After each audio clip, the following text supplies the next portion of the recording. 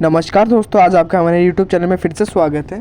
तो आज मैं आपको बताऊंगा, जो आप ITI करते हैं, ITI के बाद हम नेचुरली अप्रेंटिस करते हैं। तो अप्रेंटिस हम इसलिए करते हैं क्योंकि जो ITI है उसमें आपने देखा होगा कि हम 30% थ्योरी और 70% मतलब ITI में थोड़ा थ्योरेटिकल और टेक्निकल वर्क देते हैं, ठीक है।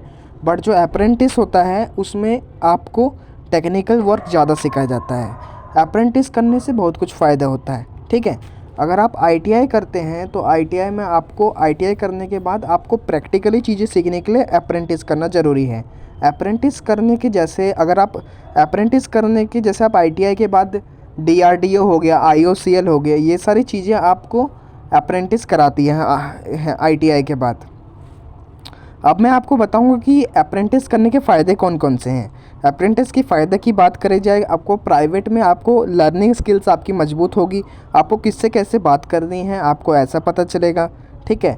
अगर आप किसी प्रोडक्ट को सेल करते हैं, कि अगर आप कोई चीज़ मतलब अगर किसी चीज़ को आपको कैसे परफॉर्म करना है, ठीक है, आपकी अचीवमेंट्स होंगी इसमें, ठीक है। प्राइवेट में और आप सैलरी की बात करें, इसमें आपको कुछ पैसे दिए जाते हैं टिप के तौर पे, ठीक है।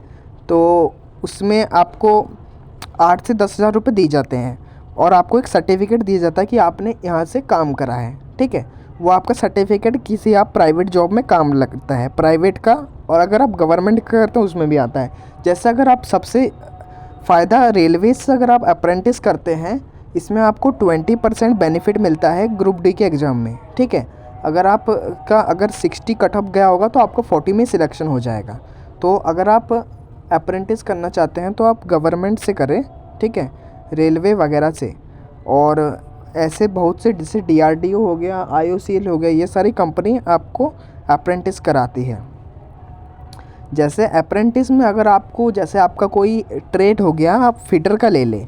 फिटर की बात करें तो फिटर में आपको फिटिंग सिखाएंगे कि आपको मशीन में कैसे, लेथ मशीन के बारे में, उसके ऑपरेशन के बारे में क्या क्या करना है, ठीक है। आपको वैसी चीज़ें सिखाते हैं। बस एक चीज़ है कि अगर आप अप्रेंटिस करते हैं तो आपका 8-10 घंटा आपका मतलब वेस्ट हो जाता है, क्योंकि मतलब आप एक तरीके से डिसएडवांटेज भी कह सकते हैं, एडवांटेज भी कह सकते हैं। क्योंकि अगर आप कोई गवर्नमेंट जॉब की तैयारी कर रहे हो तो वो आपको थोड़ा इफेक्ट डालेगा, पर अगर आपको जॉब ही करना है तो आपके लिए अप्रेंटिस सही है। आपको अगर अप्रेंटिस करना है तो रेलवे से आप कर सकते हैं। रेलवे का आपको मैंने बताया कि 20% आपको, अगर आप ग्रुप डी या किसी उसमें करते हैं तो अप्रेंटिस के लिए एक उन्होंने वैकेंट्स लिस्ट मिलती है उन्हें, ठीक है। इसके लिए रेलवे की जो अप्रेंटिस होते हैं वो मेरिट लिस्ट के आधार पे होती है। और भी अगर आपको कुछ पूछना हो तो आप हमारे चैनल के में कमेंट बॉक्स में आप बता सकते हैं, हम आपको उत्तर देने की कोशिश करेंगे।